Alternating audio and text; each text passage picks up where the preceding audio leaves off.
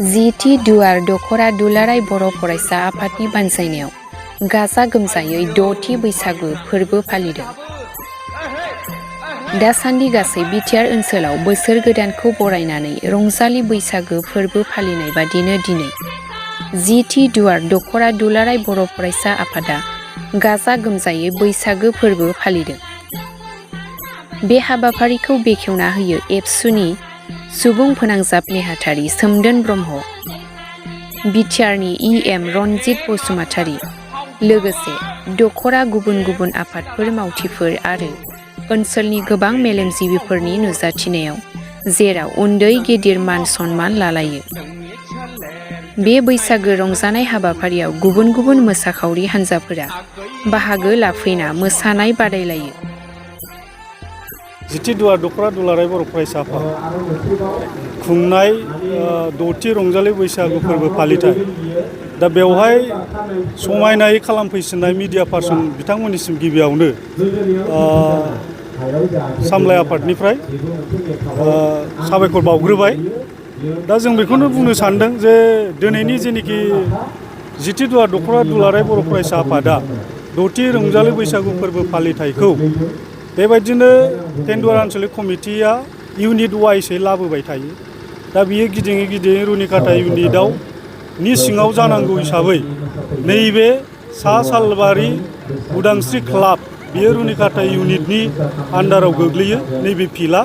दा बेवहायनो नियम बायदियै बेवहाय दिनै टेन्डुवार आनसलिक कमिटिया खुंनाय जादों।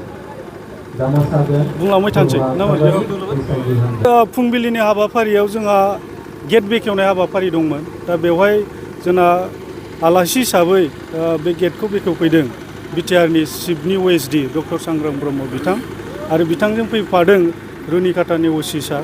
दा बिथांमोनाबो दिनैनि नैबे हाबाफारियाव जेनोखि गेट बेखेवफैबाय, बिथांमोननिसिम जोङो बानजाय आफादनि जानानै रोजा रोजा साबायखर। आरो बेलासिनि जेनोखि बुब्लि बेवहाय सेन्ट्रेल एबसुनि मानगोनां जोंना सेन्ट्रेलनि सेक्रेटारि फनिन्द्र बसुमतारी सारा फैनांगौमोन। दा बिनि एगेन्स्टआव सेन्ट्रेल लिडार सासे थिनहरनानै जेनोखि मोसानायनि जेनोखि दरजा बेखेवनाय बेखौ बिथाङा बेखेवनानै थांबाय।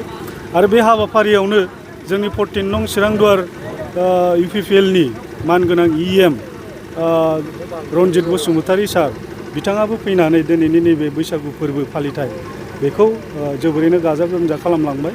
आरो बिथांमोन बायदि फैनायाव जोंनि बानजाय आफादा जोबोद गोजोननाय मोनदों।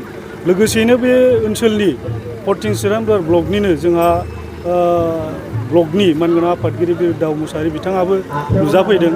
ओनसोलनि मेलेमजिबि सानसुमै राजनिथि नङै गोबां माने फोरोंगिरिफोर आरो साहित्य सभानि माखासे लिडारफ्राबो दिनै बेवहाय नुजाफैदों।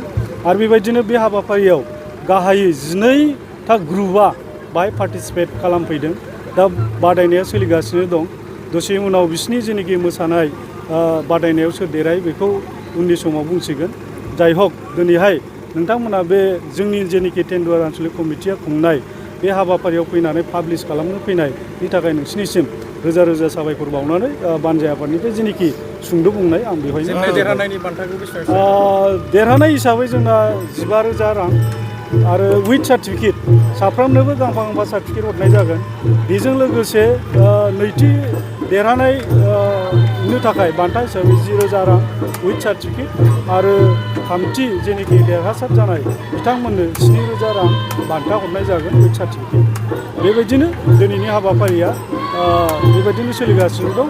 जोबजासेयाव मा जायो नायनि। ओरैनो बैसागु फालिथायनि गेजेरजों जोङो बेवहाय दोरोङारि मोसानायखौ नुनो मोन्दों।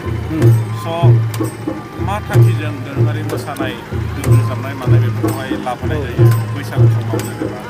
दा दोरोङारि होनोबा जों बेखौ ट्रेडिसनेल होननानै जों बुजियो। बै समाव आबै आबौमोनहा जिहेथु जोङो बै समाव नायोब्ला जारिमिनाव जों फरायबा मोनो जे बर'फ्रा बांसिनै हाग्रा बंग्रा बेफोरबायदियाव थायो। बेफोरबायदिनो दाउमा दाउसानि गाबनाय माखासे रिंगु दामसा बेफोरखौनो दिनै बर'आ मोनसे मेथाइ बायदि रोजाबबोदों। बिसिनि गाबनाय दाउमा दाउसानि गाबनाय बिफां लाइफांनि माखासे जेनोखि आगरफोरखौ नुनानै फिथाइ सामथाइनि आगर जेरै दाउस्रि गोबा बायदिसिना बेफोरखौ जेरै रुमाल फारिखौ लानानै नैबे बैसागु फोरबोआव बेबायदिनो दोरोङारि हिसाबै फालिबोदों आरो बेयो मोनसे बर' जाथिनि थाखाय बिराद मोनसे गोरोबथाव मोनसे दोरोङारि मोनसे बैसागुआव फालिनाय होननानै आं सानो।